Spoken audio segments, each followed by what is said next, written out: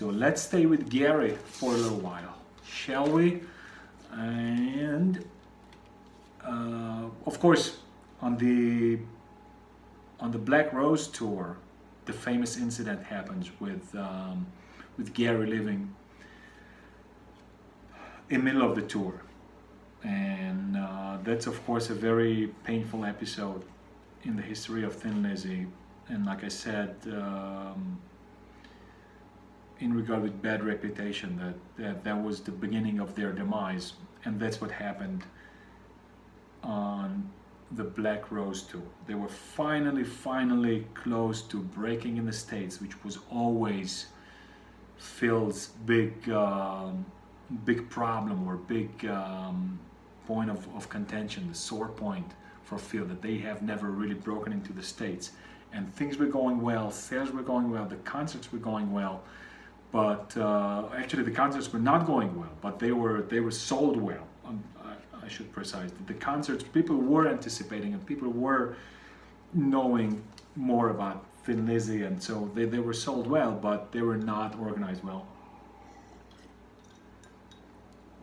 Phil unfortunately followed his urges and desires, and he prioritized getting stoned and drunk and insane instead of professionalism, which runs contrary to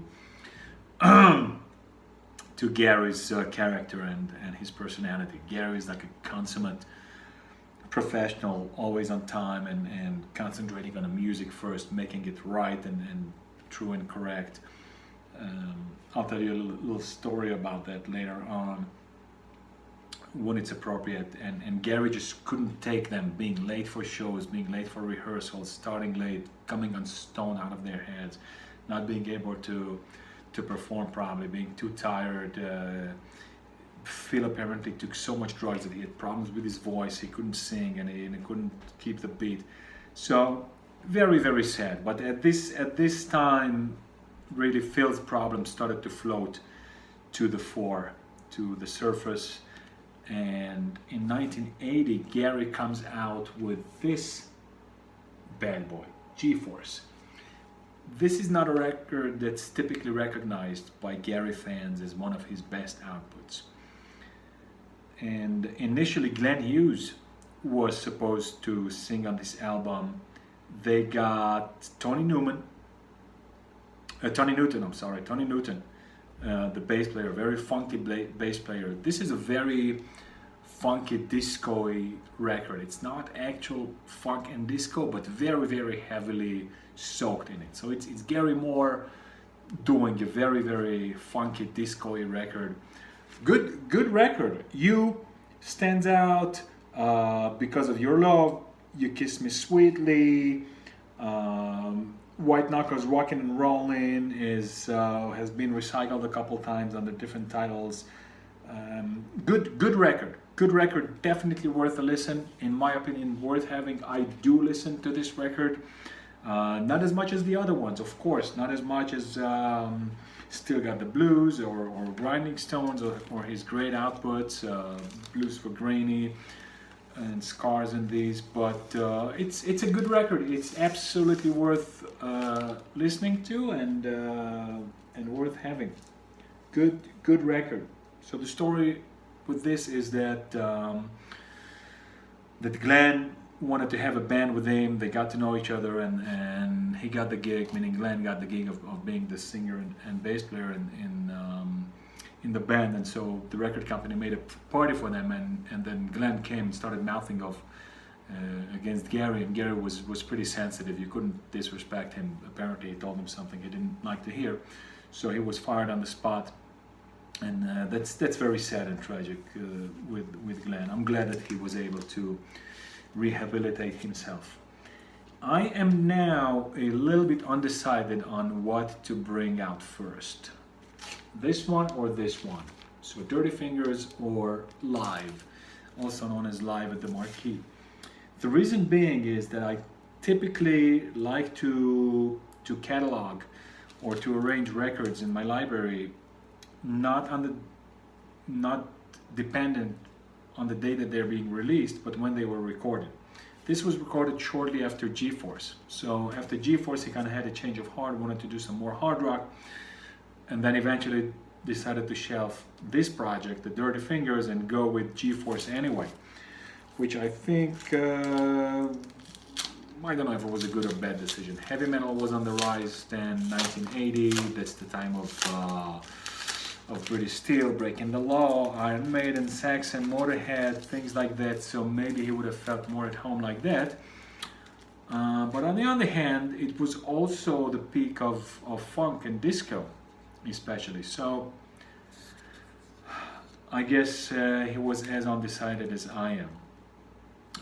Live at the Marquee is the, well, I don't want to say the only, but I think the only official release of the G-Force tour. He has pretty much some of the same band.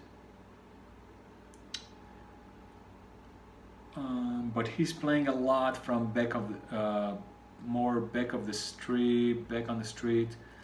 And there's an early version of Run to Your Mama that I think will be on Run for Cover, or on this one actually. Yeah, Run to Your Mama. So this is really the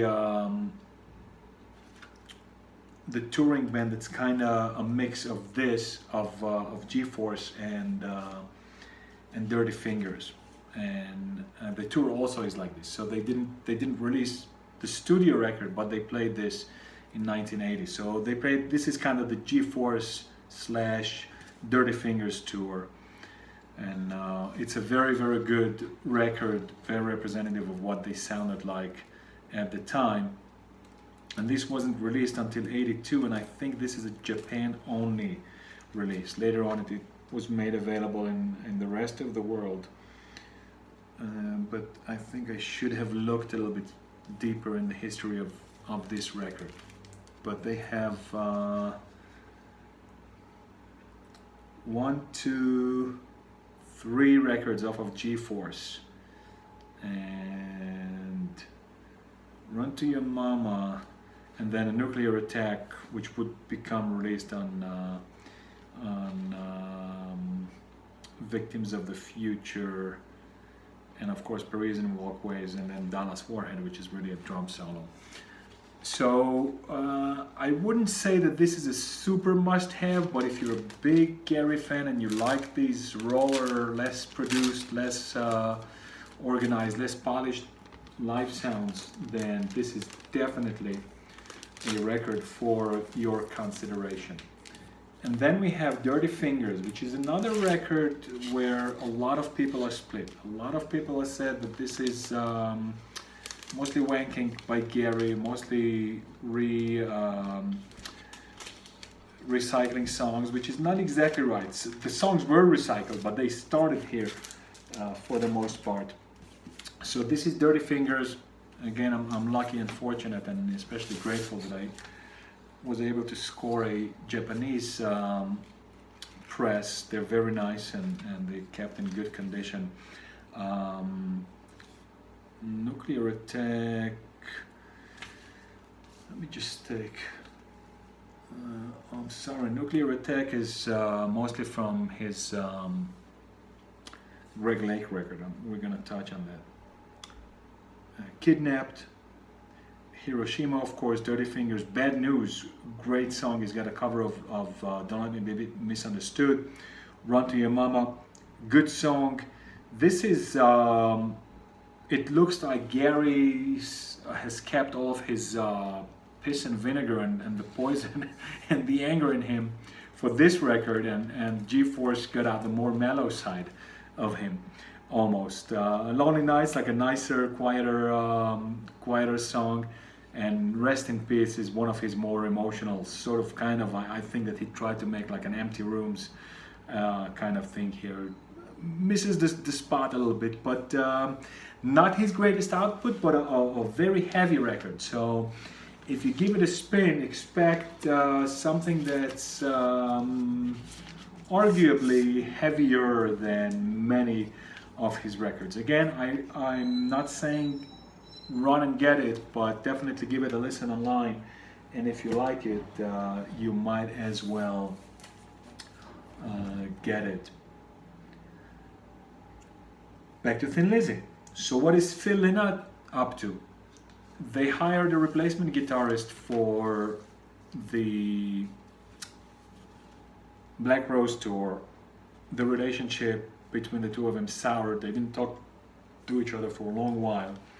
Then, of course, with time, they made up and they collaborated again. And this already brings us to 1980, after Black Rose, and of course after Gary left. Thin Lizzy was left with one guitarist only, and they didn't want a record with Scott Gorham or only. The double guitar became a very big staple and hallmark of Thin Lizzy, so they needed a new guitar player, and they hired a very, very, very unlikely candidate, and I am grateful they did. There was a guy who was the stand-in or the sit-in or the backer or the sidekick, whichever way you want to think of it or describe it, for none other than the great David Gilmour in Pink Floyd. So whenever they needed to play dual parts or some special parts, they would bring in Snowy White, who toured with them fairly regularly. I think since the tour even before Animals. What record was it? It's not Atom Heart Mother. I forgot the release. Since after, I think he started working with them towards the end of the Wish You Were Here tour, but I might be mistaken. But definitely on Animals, he started collaborating with Pink Floyd, and then when Roger Waters left, he continued to be with him. Be it as it may, Scott saw him in a concert, got very impressed, came back to Phil, contacted him, they brought him in the band, and kind of a weird decision on Thin Lizzy's part, weird decision on Snowy's part to accept, but this was the first output. And I am forever grateful to them for hiring Snowy White, because when I got this record and I put it on, I got home and I put on the record, and as soon as the first notes of We Will Be Strong, it opens with a harmony, I was on the floor. I was floored. I said, holy moly, guacamole, who the hell is this? And I look and I say, Snowy White, I never heard this, what the hell it is. By the way, a funny thing, the way that I acquired Chinatown is that I heard Chinatown, the song, on the radio, and I kind of got impressed, especially with the bass opening line.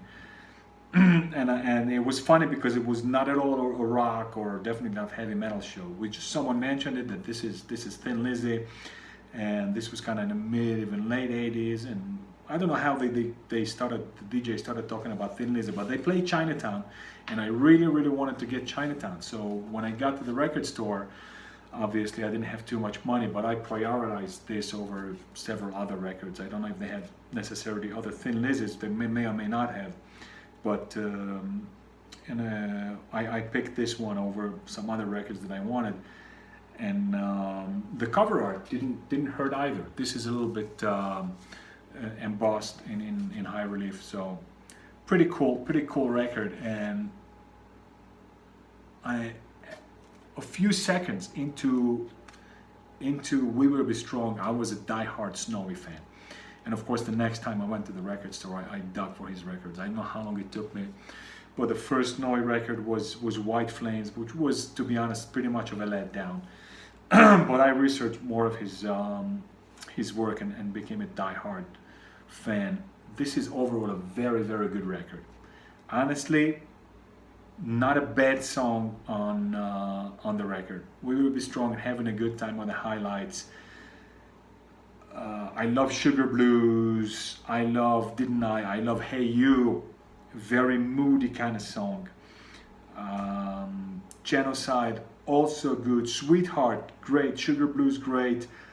Incidentally, it's funny. It looks like the most famous songs from the record are the ones that I like the least, which is not uncommon. That happens quite a few. But again, I would put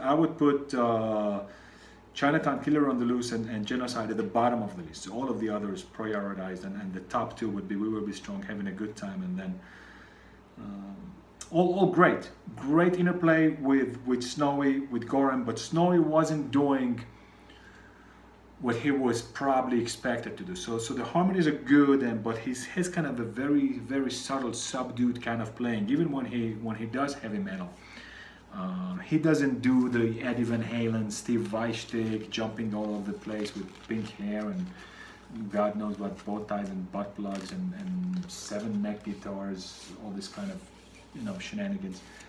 He just plays the music and loves the music, and among I would say the most Thin Lizzy fans, he's the most hated guitar player in the whole history of Thin Lizzy, and many of you guys are going to hate me, but this one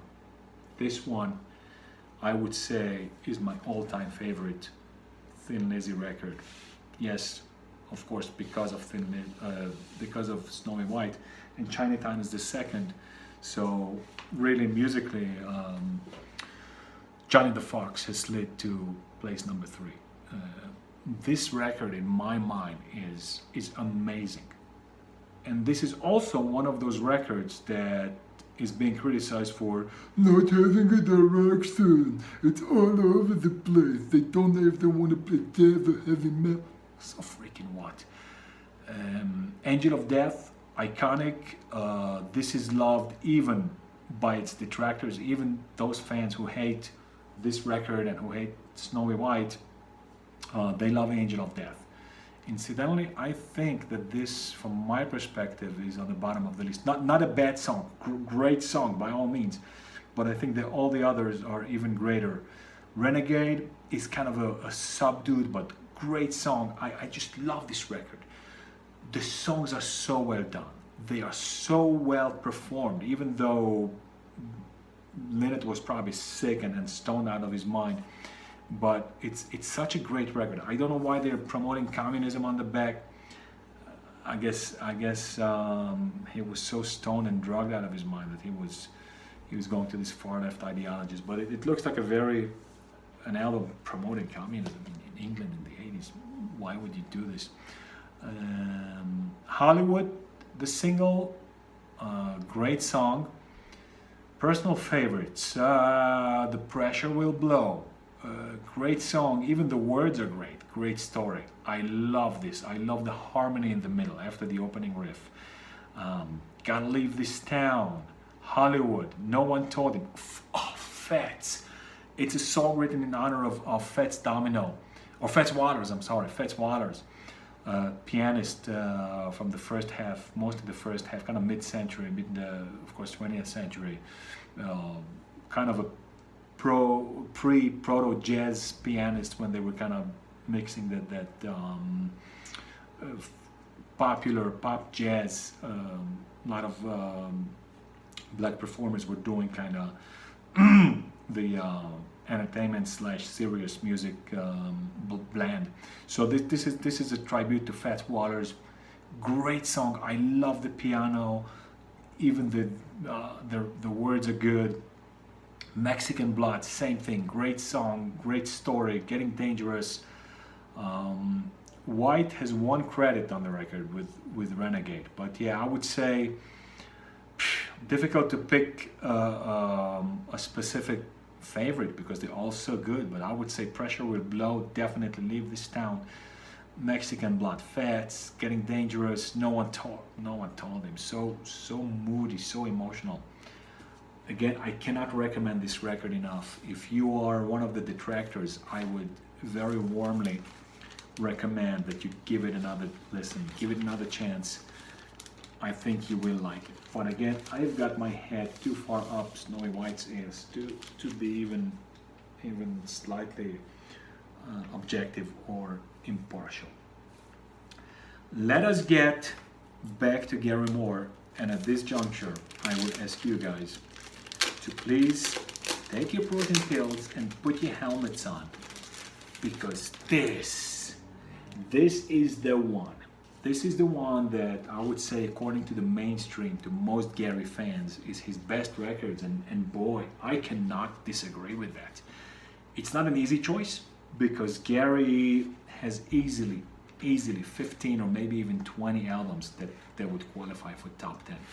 But this is definitely not just in the top 20, but in the top 5, I would say, according to almost all or the vast majority of Gary Moore, at least those who appreciate his rock work beside for his blues work. But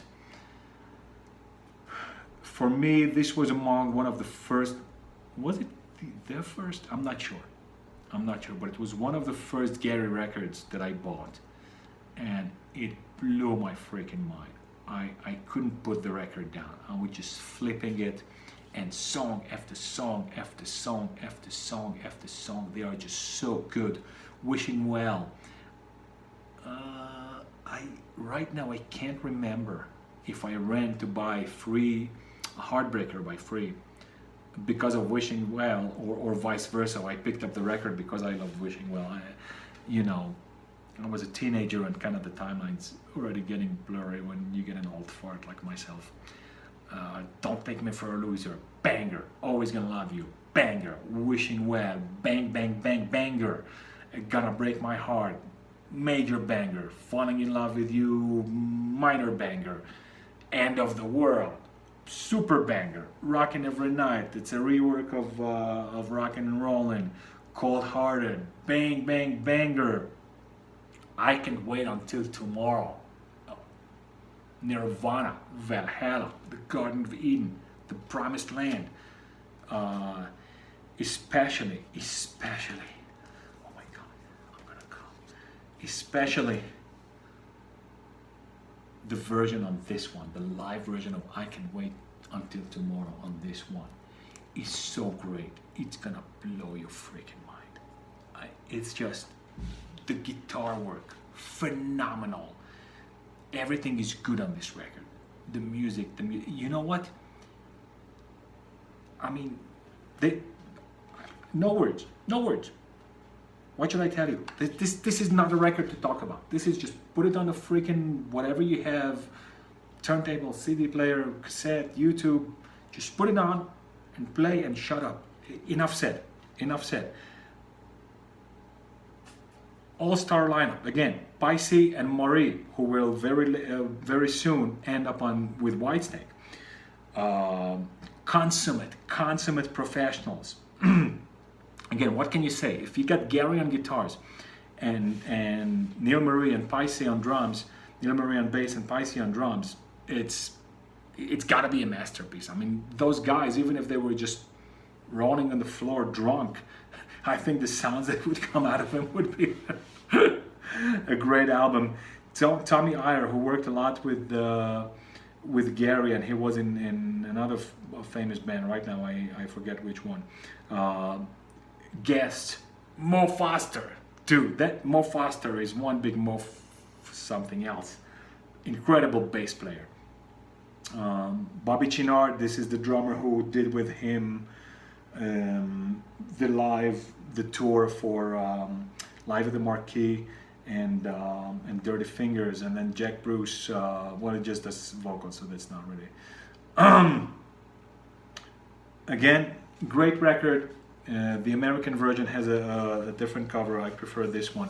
Actually, the cover art to me is so indicative of what Gary, who he was, what he was. I really found out later on, but when I saw this photo, remember, this is pre-Photoshop, this is pre-digital manipulation, so they did a great job.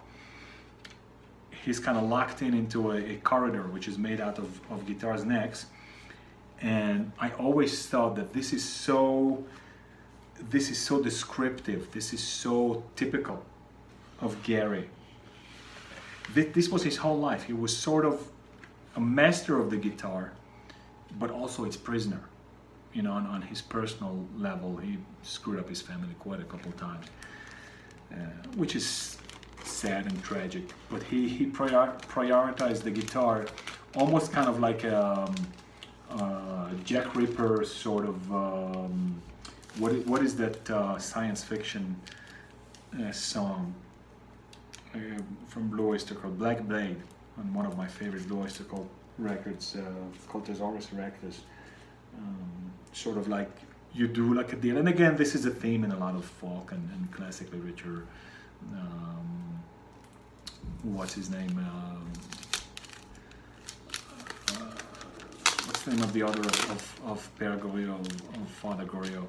That same guy, Balzac, has also a folk-based novel on someone who finds a purse and they must give it to somebody else. So kind of like your instrument controls you, right? And in Black Blade, the guy becomes a murderer because the blade controls him. So kind of a similar idea with Gary. He was a master of his instrument, but also its slave, and it kind of controlled him, and he couldn't control himself too well.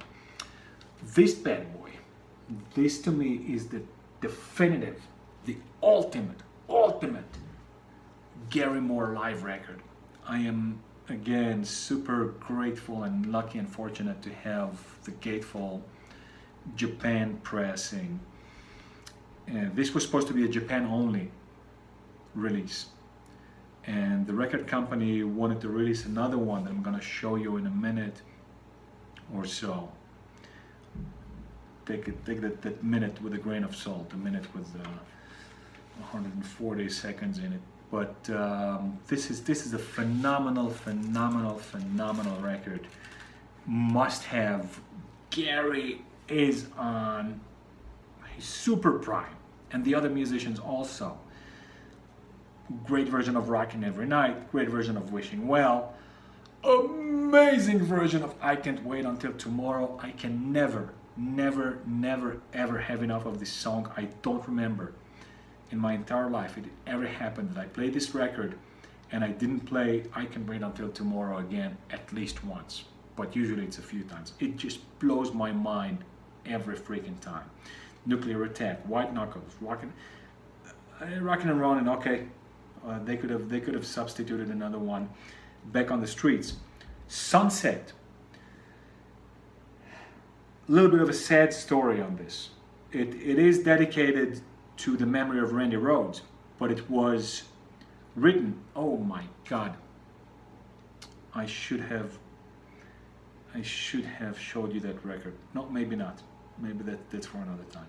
But anyway, Sunset was first released on a Cozy Powell solo record, Tilt, if I'm not mistaken. So the second, which came out in 80. So his solo records are 79, Over the Top, Tilt 80 or 81, and then Octopus in 82 or 3, something like that. I'm sorry about that. Great record. The company wanted to make it a Japan only release. They wanted to release a little bit later a double live album, but then this was recorded in 82 or 83, early 83, if I'm not mistaken. Recorded at Tokyo Kosai Ching Chang Chung Hall or whatever, on the music label, January 24, 25. Okay, so early 83. Mixed at Air London in March 83. Great record. Again, I don't have enough good words on it. Gary in his prime, the band in their prime. You want to criticize this record? John Sloman. Unfortunately, not the sharpest knife in the drawer, not the best singer around. However, when I was a kid, he did have me fooled, and I did think that this was Glenn Hughes, but he's a far cry from Glenn Hughes. He makes a fairly acceptable rendition or copy, and his performance on I Can't Wait Until Tomorrow is not halfway bad. But boy, If this would have been recorded with Glenn Hughes, it would have been an even more explosive record. Just unbelievable. Another big fan favorite of Gary Moore is this guy, Victims of the Future. Again, I'm grateful and thankful that I have a Japanese press. This record has 3 versions. This one that I'm showing you, the Japanese version, there is an American version and a European version. The big differences are really just the order of the songs. This one starts with Shapes of Things, Hold On to Love, Murder in the Skies, Empty Rooms, first time released here, Victims of the Future on side 2, Teenage Idol, Devil in Your Heart, and Law of the Jungle. And then the English version has, instead of Devil in Her Heart, has Hold On to Love is here. I forget right now, has a different song, which is also okay. I like this one.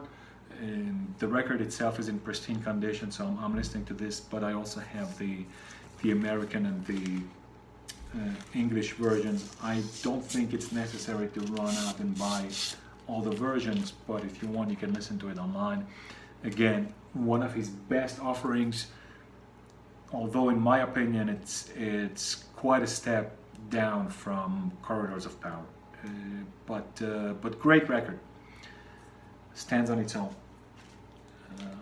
Big fan. Oh, I forgot to mention to you that between G-Force and Corridors of Power, Gary recorded an album with none other than Greg Lake. It's called Greg Lake. The album is great. It's great as long as you don't expect either ELP or Gary. So Gary is definitely, decidedly a guest musician. He unquestionably leaves his mark on the record. His playing is there, his guitar is there, but he is not the boss. Again, an all-star lineup, has the same Tommy Iyer, great songs. In my opinion, it's worth it to get it. If you see that record, Greg Lake, get it. It's worth it. The next one, no, but this one, yes. And there is especially one, a live recording from '81, I want to say, when they do Court of the Crimson King. That's definitely has to have. It's been released in early '90s, 1991, something like that. First on CD only, but I think now there is a record version, and that's definitely a must-have. But the second studio record is not good. It doesn't have Gary in all the songs. I think 4 or 5, maybe 6 out of the 10. Anyway, this is the record which was recorded on the Victims of the Future tour, and this is the one that the record label wanted to push, and therefore they did not import or print Rockin' Every Night, that other phenomenal live recording. The music is great here. The production, not so much, unfortunately. The sound is not so clean. I don't know, they messed up something. This is 1984, so it's not like having a good sound was unheard of, right? This is post Made in Japan, post Rockin' Every Night. Who knows, maybe they cleaned up Rockin' Every Night in the studio. I don't know. But this one, the sound is a little bit muffled. I don't want to say muddy, but not very far from that. The flip side of the coin is that it sounds more natural, more raw. And there are some great songs and great versions. And it's not really a double album. The second record is a 12-inch, sort of like a single EP, shorter runtime or playtime. Again, Murder in the Skies is inside A, Shapes of Things, Victims of the Future, Cold Hearted, that the songs from Corridors of Power, End of the World, Back on the Streets, of course, a staple, and then the 12-inch. Okay, it's even marked 12-inch.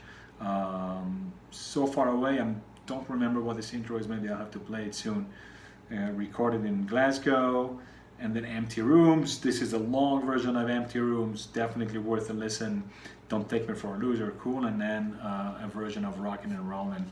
Again, this is kind of a plain Jane, you know, not a very invested record. They kind of told the designer, here's $5, this is your budget, do with it whatever you want. It was not promoted. Stupid, really stupid. They could have put better pictures. This looks like some amateur took it with his iPhone or with his pocket camera. Not a good packaging. They didn't do a good job of it. The tour was not bad. February, UK, Japan, Scandinavia, Europe, USA in May, Albuquerque. Oh, Boise, hey, look at this. My capital.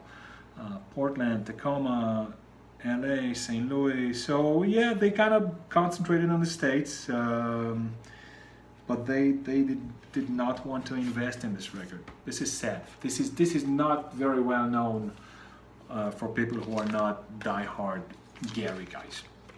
Now, I've been jabbering about Gary so much that we almost forgot that this is not a Gary primarily video, but a Thin Lizzy and Lynott.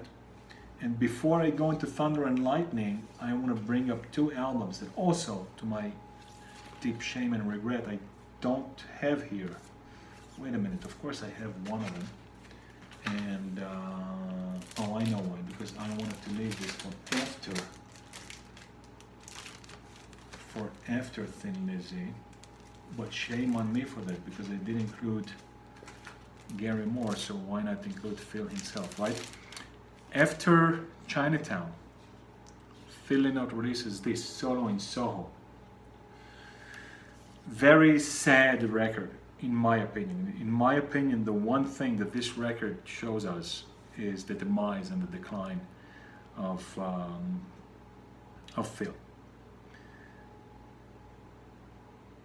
Many may say, hey, look, this is not so uncommon.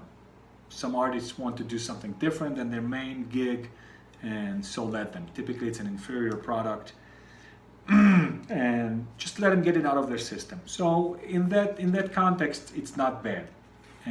But I think that you can feel the sadness and the heartbreak of Phil. I'm not gonna go as far as saying that he knew that he's gonna die within a couple of years, within 6 years or so. But deep inside there was some sort of melancholy and sadness that was in there, and I think it comes through. Maybe I'm biased because I know that that's what happened, but the album is not great. There is some great playing. There are some great songs. King's Call, undoubtedly. Whoa, with Mark Knopfler making this haunting. And remember, this is a very early on Mark Knopfler. This is Mark Knopfler after only 1 or 2 records. I could do away with most songs. Solo and Soho. That's the one. That's the one that really you can feel that Phil pours out his heart, and the guitar is played by Snowy, and he grasps and brings out that feeling, those lyrics. It's like he could play that song without the words, and that's what you would feel. It's the pain and the sadness and the sorrow and the feeling of helplessness and not being able to get out of this rut comes through in Snowy's amazing playing. Side 2, Ode to a Black Man, okay. Jamaican Rum and Token 79 are passable.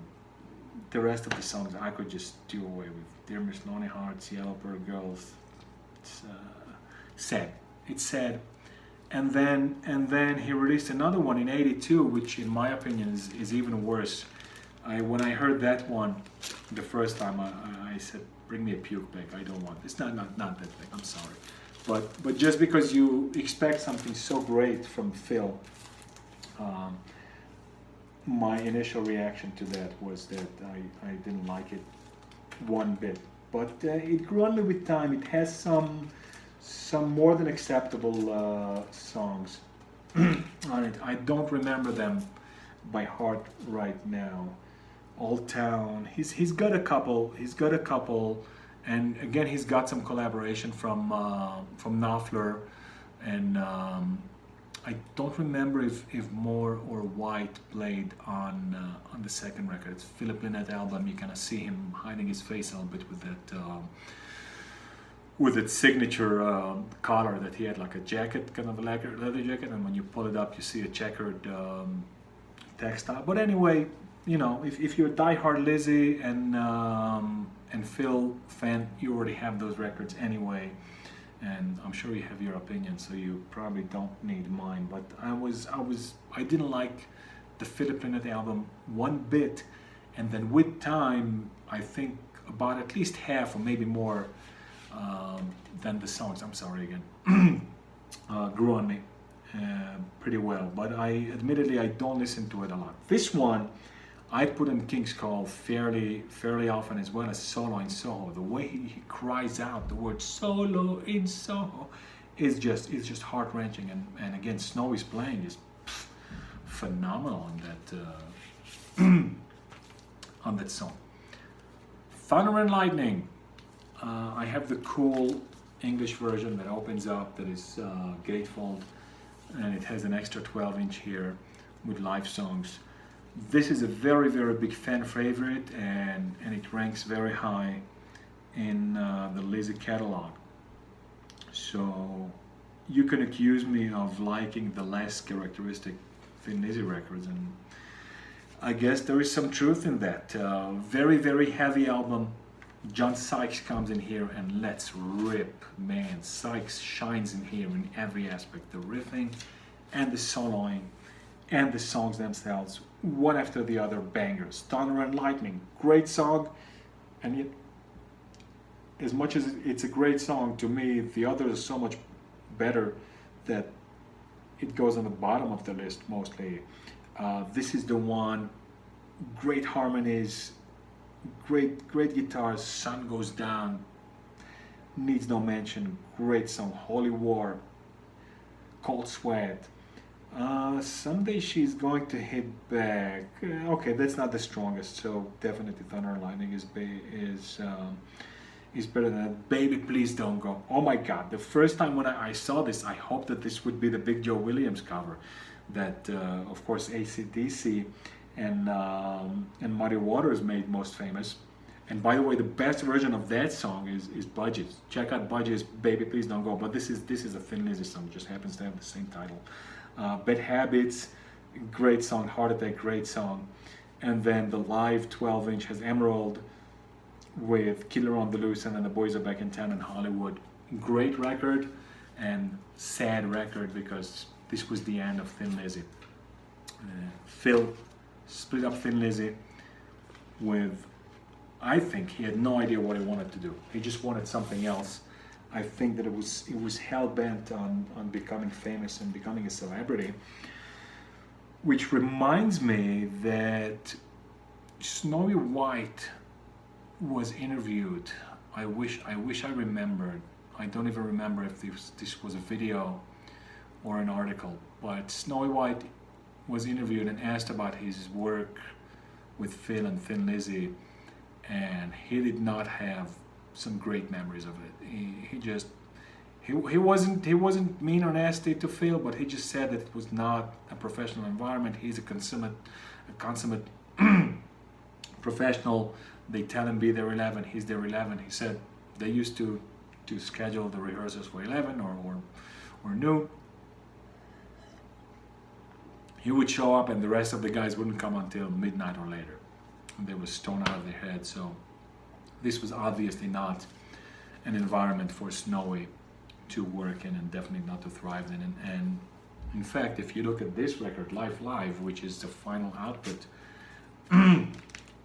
of Thin Lizzy, Snowy White is definitely featured, but he didn't play on the record. So they had a few reunion concerts when they called all of their previous guitarists, including Eric Bell. So Eric Bell was there, Gary Moore was there, Robbo was there, but Snowy wasn't there. So the couple, actually it's not true. Oh yeah, the couple songs that they do feature with Snowy are from the previous tours, so from the Renegade and Chinatown tours. so they just put it on the record. But he did not participate in the reunion concert, which is a pity. I don't think that they should have let their personal relationships get in the way. Again, a very, very good live recording, very representative of what they sounded like, but not as good as Live and Dangerous.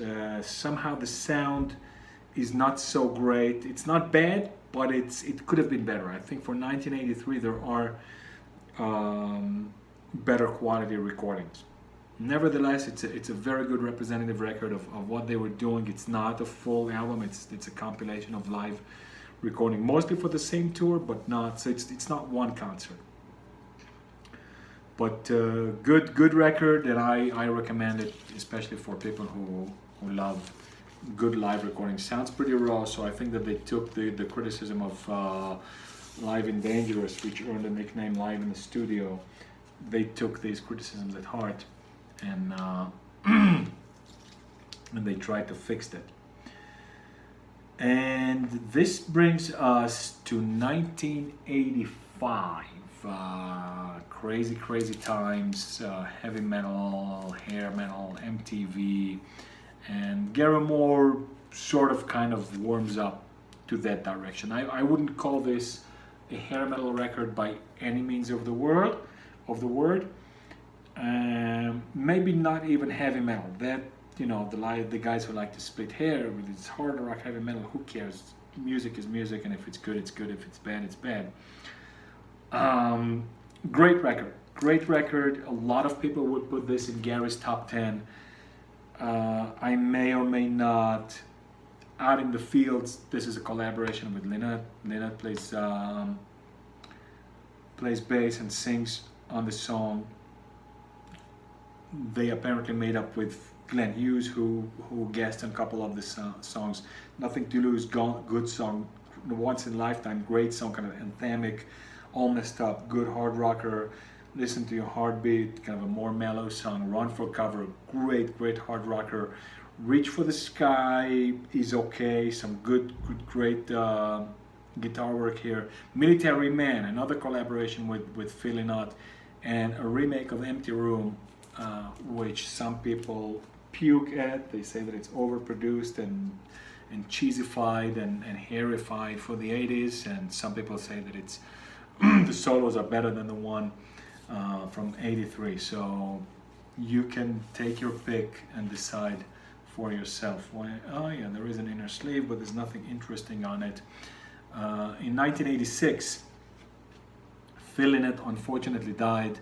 Grand Slam went nowhere. Grand Slam is the band that he wanted to make instead of Thin Lizzy. I don't know what he was thinking, because he took Brian Downey, who very faithfully went after him. I think that the people around him, surrounding him, should have tried to persuade him not to break up Thin Lizzy. He could have taken a break, tried to rehabilitate himself, but that unfortunately didn't happen. Towards the end of Thin Lizzy, he got married, had a child, looked like sort of kind of he's gonna straighten himself out, but that unfortunately didn't happen. He started putting together Grand Slam, I think in '84. It never really worked out. John Sykes at a certain point was in that band. It was just a cluster. It didn't work. And they planned on doing another collaboration because of the success of Out in the Fields and Military Man on Gary's next record. Unfortunately, that never happened, because in '86, Phil sadly died. He finished himself. He ruined himself with the drugs and booze and over partying. And so this record, 1987, as you can see, it's kind of monochromatic, just as Gary Moore in blue and Wild Frontier in red. And the back sleeve is all black and white with just the name of the songs in red. And down here at the lower right corner, you say, "For Philip." That's it. The record is dedicated to Philip, and there is one line in Wild Frontier, in the title song. I remember a friend of mine, so sad that he's gone. and even that, of course, it goes unfilled, but he put it in the context of the Irish Troubles, which was in the 80s.